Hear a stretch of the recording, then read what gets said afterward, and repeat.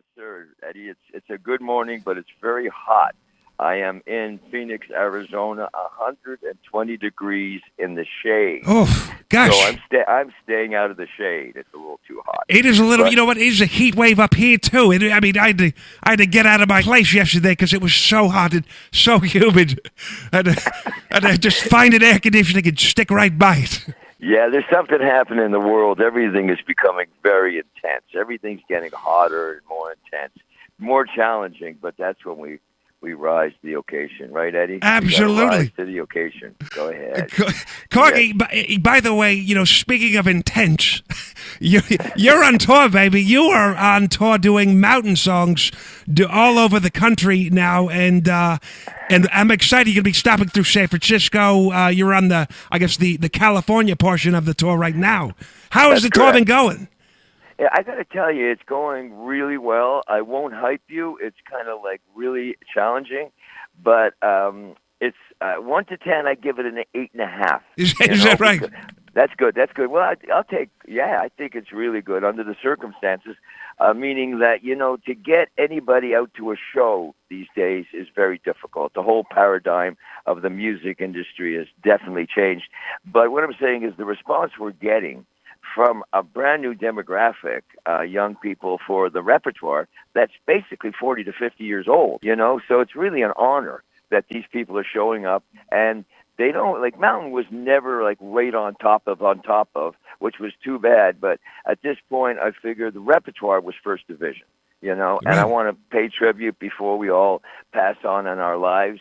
I just want to leave people, as many people who will care and want to know about it, with the proper rendition of these songs. Because Leslie West and I were on the road playing them, but we were jamming. We weren't playing the songs properly.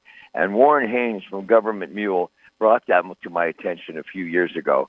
And I just said, you know what, I'm going to get the best musicians I can and play mountain repertoire the way it should be played as recorded. And as to answer your question, the response has been amazing. The people remember, they hear the song, and right, I remember that. My grandfather played that for me, but I don't care. I'll take it because that's what the agenda is. Like you said, we took on the tour because I figured we do all the shows in a row rather than sporadically, because you get to focus and the material. It just gets better and better in terms of performance. And I can go on and on because I did have like 14 or 15 coffees before you called. But it's great. It's great, and I'm very lucky to be able to do this. I don't know who knows this, but of course Felix Pappalardi, the bass player and producer, is not with us anymore. Steve Knight had passed on, and the keyboard player. And Leslie is, he has his medical situation because he's restricted to his transportation. So I figured it was my job to get out there and take the repertoire and put it out there for people, number one, that want to hear it again.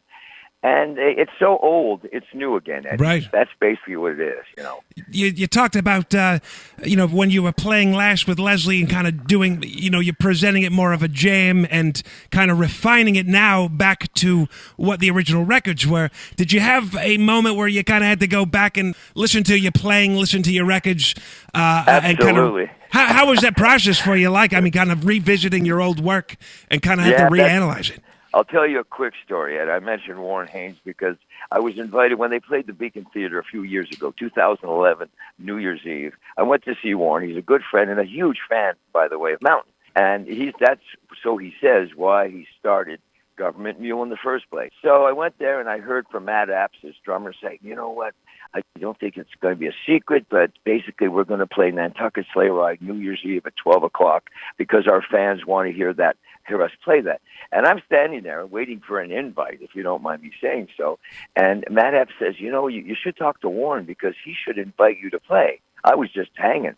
And I went to Warren, and Warren looked at me and he says, Cork, I know you're probably saying, why the hell don't I invite you? And Warren said, Corky, I've seen Mountain over the years, the decades. He says, lately I've seen you and Leslie play. I don't recognize the material. You guys are jamming so much And I said, "Oh, really?" He says, "Cork, I'll invite you to play New Year's Eve if you'll learn how to play Nantucket Sleigh Ride, because Wow. we're going to play that."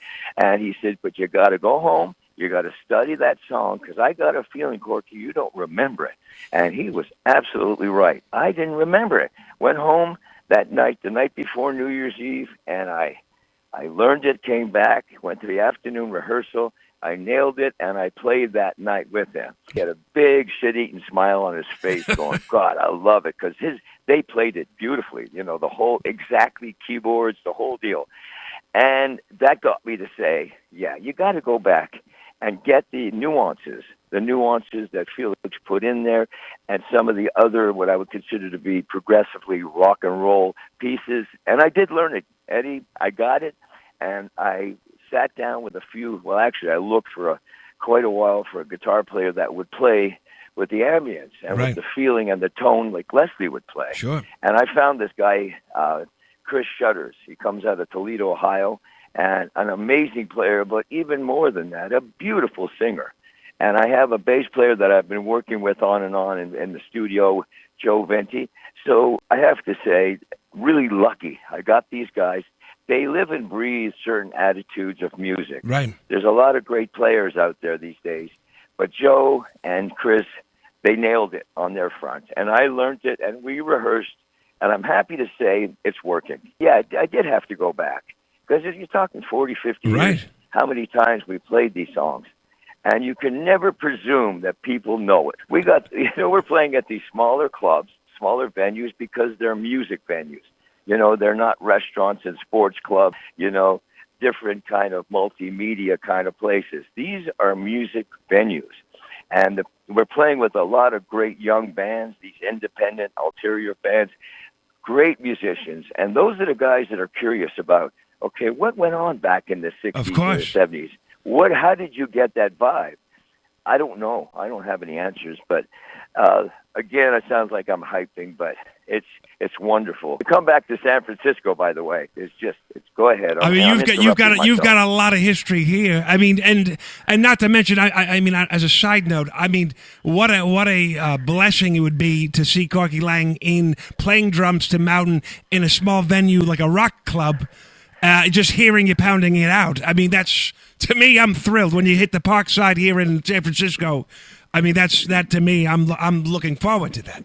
But I'm looking forward to doing it. That's very kind of you to say it that way. And yes, I play as loud as I can. Speaking of, I mean, you've evolved as a drummer. I mean, you've seen the music industry change. You've played with many iconic artists, and obviously you've played the double bass set, the big kits, some of the smaller kits. What are you bringing out on tour now, and kind of how did you arrive at, okay, this is the set I'm going to be using for this tour? Well, you're right. I've been very fortunate, and I use the four-letter word.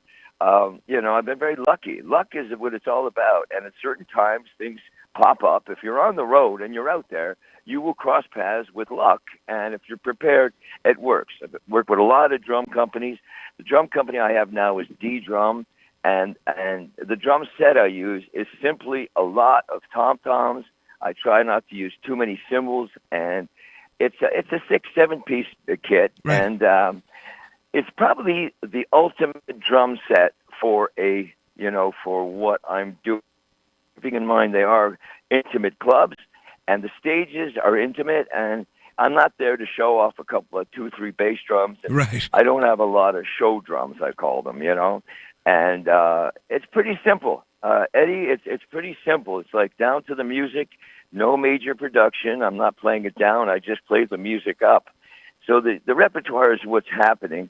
And most of the songs that we're playing were never played with Felix and Leslie and Steve. We never played stuff like Traveling in the Dark right. and Don't Look Around. These are songs that were on the album during a time, Eddie, when the radio stations were underground and you heard them all the time, on the FM stations. So these people all of a sudden, open their eyes and they go, oh, wow, I remember that.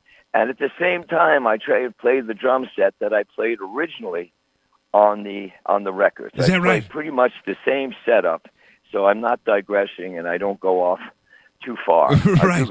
I do go off though, Eddie. I hope you do. I mean, we want to see you go off a little bit. I mean, going off. I know the one time I'm never going to come back, but I'm going off. As long as, like Felix said, just show me where the one is, and you can do anything you want. I was very lucky. I was very lucky in the studio, and if you have your musicians listening, I mean, these days, most of the drummers are tethered, right? With programs, click tracks and all of this. Of course, we were really lucky. Guys like Ginger and John Bonham and Keith.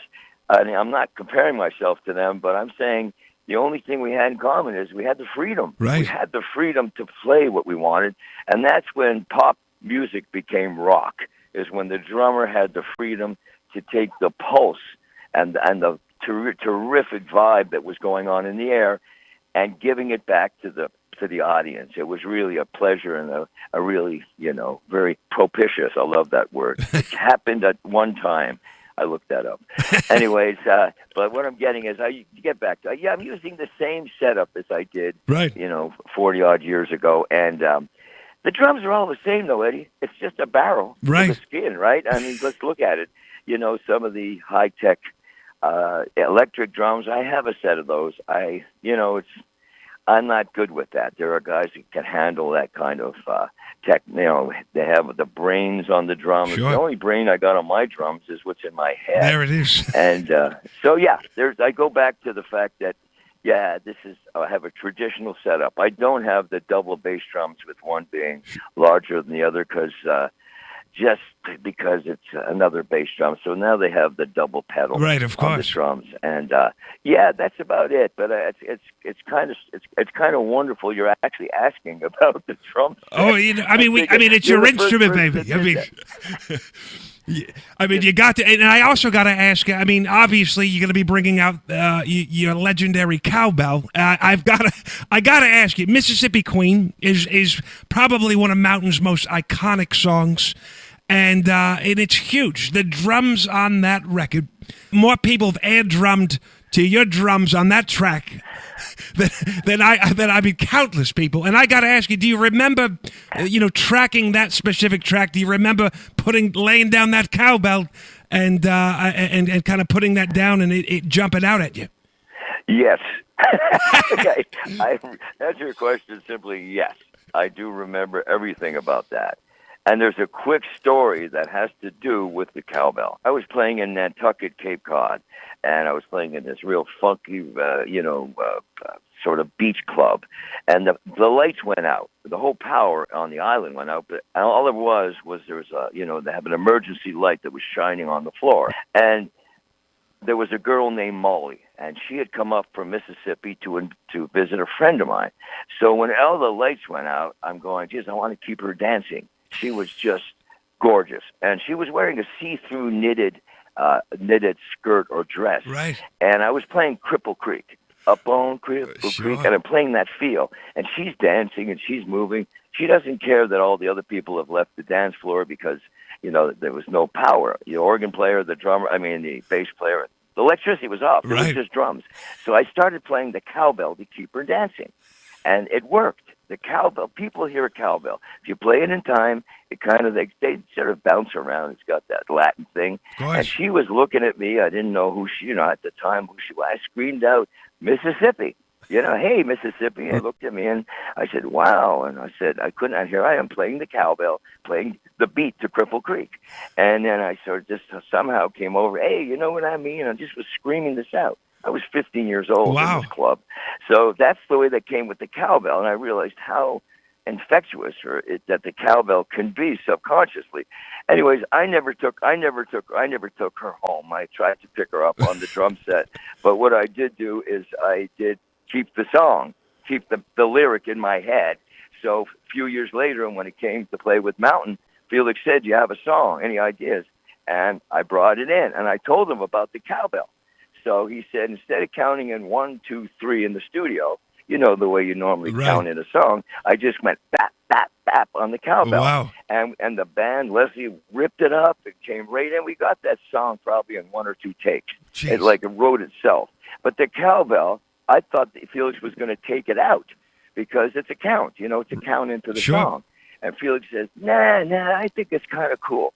It was totally by accident, but sure enough, it's one of those moments that just happen. So when we started playing bigger places, and they had these stacks of amps at those times. There was no sophisticated drumming mics and stuff. I had to cut through.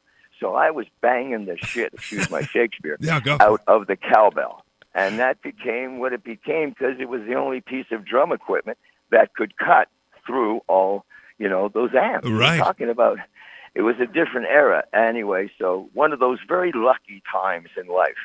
So I don't leave home without it. I take my cowbell anytime I go out to a wedding or whatever, and I take my cowbell. That's all you need. I mean, really, just bring that sucker. Wow. I mean, that's a great story. We have a fan question. Somebody wanted to know. I know you've got so many great stories. We could have you on every week and get a Corky Laing story. But we had a fan that wanted to know. And maybe you could shed light on this. You've been on a lot of records. You've played with a lot of great people, but you got a credit, or maybe you don't have a credit. You sang background vocals on a John Lennon album, the rock and roll album. What's the story behind that? Because you didn't get an album credit on that, but how did you slide in there and get on this recording? Well, that's yeah. In short, what happened is Maypang. That was the era that Maypang was hanging with John.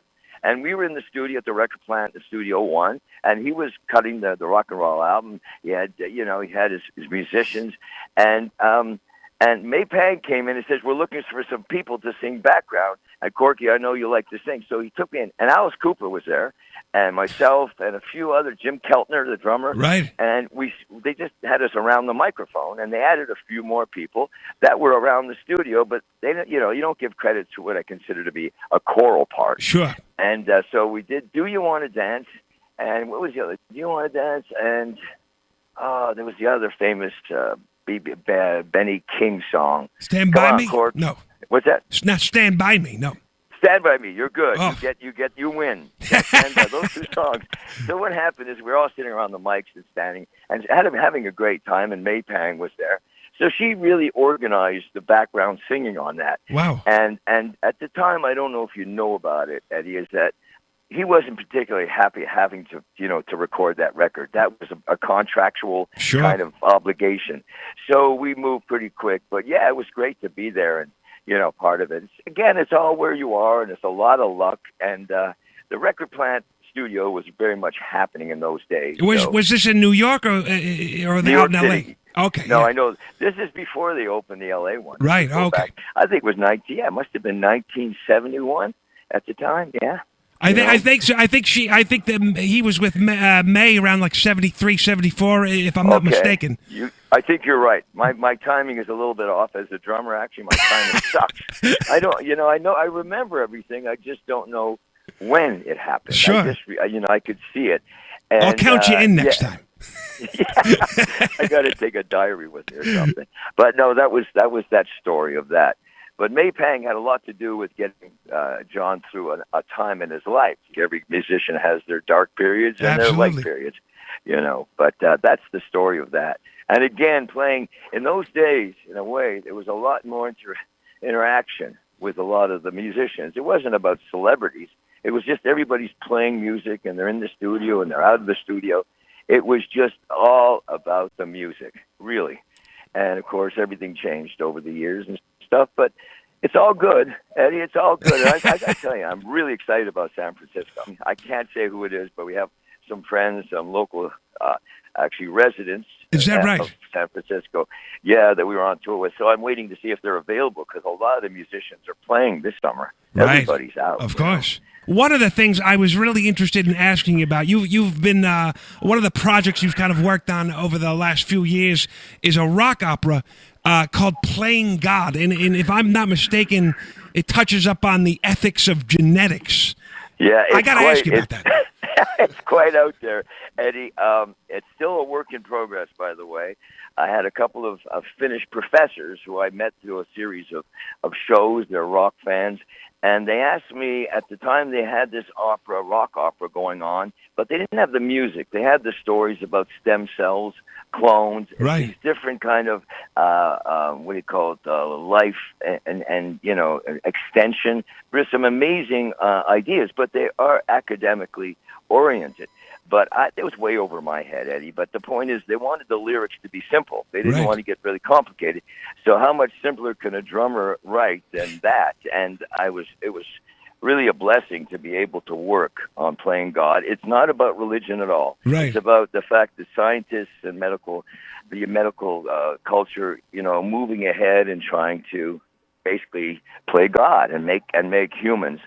And we did a show in New York at the K Theater. We did a show at Yale and Harvard. Wow. So the universities loved it because it made philosophy sort of sexy, because people are going, wow, sounds like pretty heavy religious. It's not. It's highly technical in a way, but we're trying to keep it moving. And we did shows in Basel, Switzerland. We did a show in Helsinki, in London. And this is over the years, and it was pretty ambitious, Eddie, because we had a cast of about 20 musician actors who acted, played music, sang, and everybody had multiple parts. And I think a lot of it's going on now anyways in Broadway on the theater stage, but it's going on. Keep your eyes open for playing God. It's developing wonderfully, and we have a few celebrities who can help bring people into some of the shows who are lined up. And again, I can't say too much because I can't, commit anybody to this. But thank you for asking about that. Absolutely. Eddie, it's really been it's been a major part of the last couple of years, the writing and the playing and the performing, because I get a chance to act. Oh, is that right? My part is a worn-out blues musician who kills himself. That opens the show. Quite exciting, actually. God, it's. I mean, it's such a just the subject matter alone is quite fascinating, and it's great that you're you're involving yourself in these other kind of avenues as well. I mean, it goes beyond what people expect from you. That's right. It's great. Yeah. I think that's what it's about here. You just push the envelope as much as you can. Right. And try not to, you don't want to embarrass yourself, but when it works, Eddie, and you reach and you actually hit something and hold on, it's wonderful. It's a wonderful feeling. You've got such a positive outlook, about yourself, about music, and about what you're doing, and you're very in touch with that side of presenting music and being very kind of grounded. How do you stay so positive when things in this world right now are so topsy-turvy? Yeah, that's a really amazing question. I don't know that there's any secret. I just think you just plow ahead. I think if you love something in your life, whether it's a person or whatever it is, we all have things we really love. Stay with that. Just stay as close as you can with that. That's what I do. Anytime I feel myself, dropping into the abyss, which we all do, I just go to my drum set. It's my all-consuming mistress, and it just makes it good. It doesn't satisfy or correct anything. It just keeps you away from the darkness. And again, the darkness is not a bad thing. It's what you do in the darkness. I get a little bit corny about it, but I think the darkness is one of the most beautiful places if you go into the darkness in the right way. And you could come up with some great ideas and come up with some wonderful, satisfying feelings in the dark. And actually, I look at the song Traveling in the Dark as part of that particular presentation. But I just think you got to stay away from that. It's not so much what you do, it's what you don't do. And you don't go near that shit. You don't go near that darkness.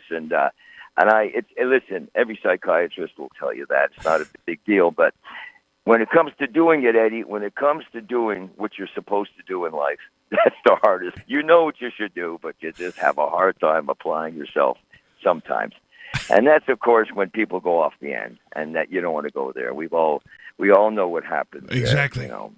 Gosh, Corky, it has been such a pleasure having you on the program and getting to talk to you. We look forward to your appearance at the Parkside here in San Francisco on the 23rd of June. And, of course, you're going to be in Sacramento the next day on the 24th at the Starlight. You know what? We look forward to it, and I want to wish you all the best on this tour, and and thank you for bringing this music to the fans and back out to the public. Oh, again, thank you. So I can't thank you enough for giving me the opportunity to talk about it. But again, it all comes down to playing, and thank you for playing the music. You know, that's what it all is. Pretty simple. Just the music is there, and God, we're really blessed to have it, and we have all the high tech stuff to listen to it, and to listen to you play the music that you love.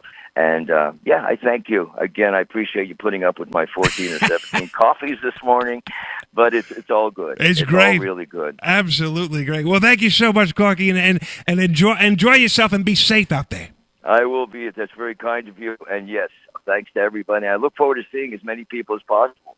I think it's on Friday, right? Friday. Yeah, we'll Friday be there. Night. We will be there. Okay, buddy. I look forward to it. Thank you, so Corky. much, We'll talk soon, baby. Take care. Okay, bye-bye now. Bye-bye. There he is, the legendary Corky Laing.